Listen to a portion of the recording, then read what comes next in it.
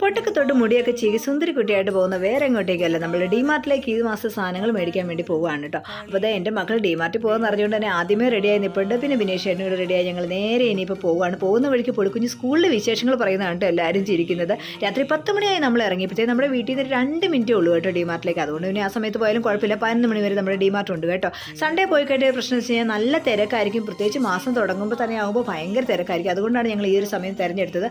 ചെന്നപ്പോഴത്തേക്കും ചെറുതായിട്ട് മഴ പൊഴിയുന്നുണ്ട്. പനിയൊക്കെ ആയതുകൊണ്ട് നമ്മൾ കുടയൊക്കെ എടുത്തിട്ടാണ് പോയത്. പിന്നെ കുട അവിടെ വെച്ചിട്ട് നേരെ ഡിമാർട്ടിനകത്തേക്ക് കയറി. അകത്ത് വീഡിയോ അലൗഡ് അല്ലാത്തതുകൊണ്ട് തന്നെ ഞാൻ എടുത്തില്ല. തിരിച്ചിറങ്ങിയപ്പോഴത്തേക്കും ഇത്രയും സാധനങ്ങൾ നമ്മൾ പെറുക്കി എടുത്തിട്ടുണ്ട്. അത്യാവശ്യമുള്ള സാധനങ്ങളുടെ മാത്രം ലിസ്റ്റ് എഴുതിക്കൊണ്ടാണ് പോയത്. പക്ഷേ എന്നാൽ പോലും അവിടെ ചെന്നപ്പോൾ CID മൂസയിലെ ബിന്ദു പണിക്കരെ പോലെ മക്കൾ അവിടുന്ന് ഇവിടുന്ന് ഒക്കെ ഓരോ സാധനങ്ങൾ പെറുക്കി എടുക്കാൻ തുടങ്ങി. പിന്നെ അതൊക്കെ മാറ്റി വെക്കലായിരുന്നു എൻ്റെ പരിപാടി. പിന്നെ നമ്മൾ നേരെ എത്തിയപ്പോഴത്തേക്ക് പെരുമഴയായിരുന്നു കേട്ടോ. അപ്പോൾ നമ്മൾ വേഗം ബിനേഷായിട്ടും വണ്ടിയായിട്ട് വന്ന് നമ്മൾ വേഗം തന്നെ ബാഗിനകത്തേക്ക് എല്ലാം പെറുക്കി ഇടുകയാണ്.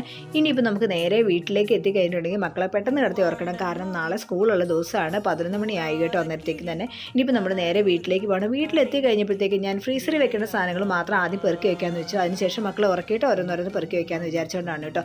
ലേറ്റായി പോയോണ്ടാണെന്ന് തോന്നുന്നു മഷ്റൂം മാത്രം കിട്ടിയില്ല. ബാക്കിയെല്ലാം ഉദ്ദേശിച്ച സാധനങ്ങളും കിട്ടിയിട്ടുണ്ട്. അപ്പോൾ ഇത്രയേ ഉള്ളൂ ഇന്നത്തെ വീഡിയോ. Bye bye.